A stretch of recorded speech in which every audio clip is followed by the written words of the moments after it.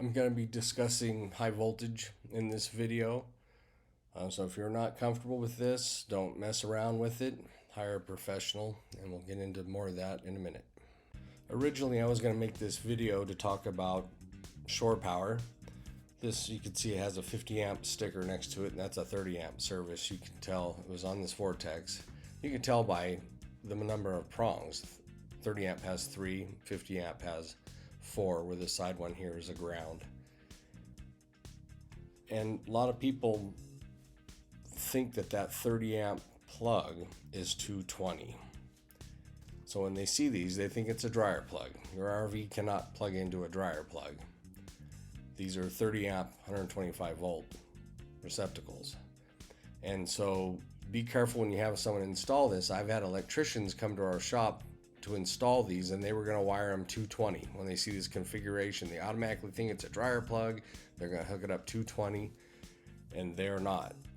And so I had to tell one electrician, I said, that's fine if you wire this 220, but you're paying for all the damage that it causes to our RVs when we plug it in.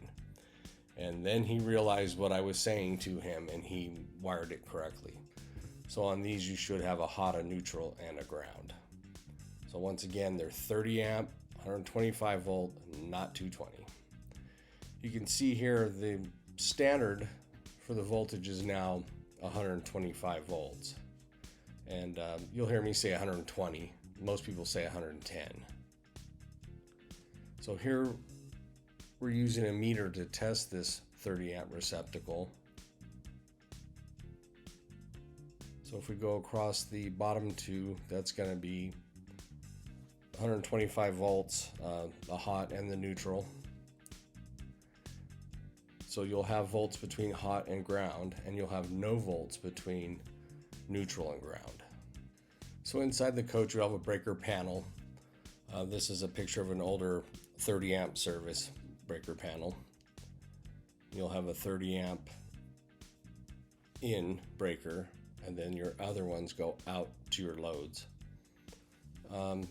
A scenario that I run across once in a while is this coach here might have 2 receptacle circuits, but some of them only have 1 receptacle circuit, and people will try to hook up 2 electric heaters on 1 electrical circuit, and it blows the breaker. So whenever they tell me that, my answer to them is yep. So you have to be really careful on your loads and not overload it. That brings us to the adapters. If you go down to a 15 amp, a lot of people will call this 30 to 110. It's 30 to 15. It still stays 125 volts, but these will limit your power in. So you're not going to be able to run your air conditioner. You could probably charge your batteries and cool the refrigerator down. So here we're going to look at a 50 amp service, which is a 120 240 volt receptacle. So if you go across the hot leads there, you will see 240, 250 volts. So you can see here we're checking it, and it is a live receptacle. So here if you go across the 2 hot leads, you're going to get 250 volts.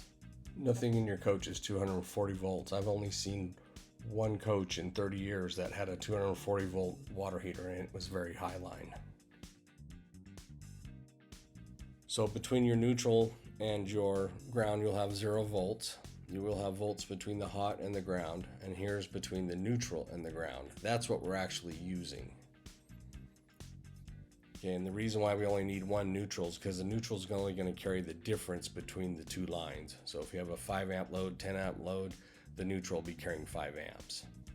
So inside, you have a breaker panel. Usually have 2 50 amp breakers. One side will be line in, and it'll be feeding 1 row of breakers. If your 50 amps are on the end, then they're every other breaker. So a scenario I've ran into before is you may have one of those lines in dead at the receptacle, and things will seem to be working okay. You're in a park, you're plugged in, and you notice the lights start getting dim over time. If this breaker is dead, then it's connected to your converter, so your converter won't be charging the batteries anymore. So I've seen that happen. A lot of people think it's something wrong inside their coach. when actually the failure is out at the receptacle. So once again, if we adapt down, you can see we had two 50 amp lines coming in. If we adapt down to 30, it's going to drastically reduce the amount of power you have inside. So be careful whenever you're adapting down. So that was just a real quick overview of RV receptacles. My point here is that these are not 220. They're 125 volts. You can clearly see here that one's got 126 volts on it. They're 30 amp receptacles and they're not 220. So if you're going to hire someone to install one of these, make sure they know the difference. Make sure they know it's for an RV, not for a dryer plug. So I hope you got something out of this video and that it helps. And we'll see you in the next one.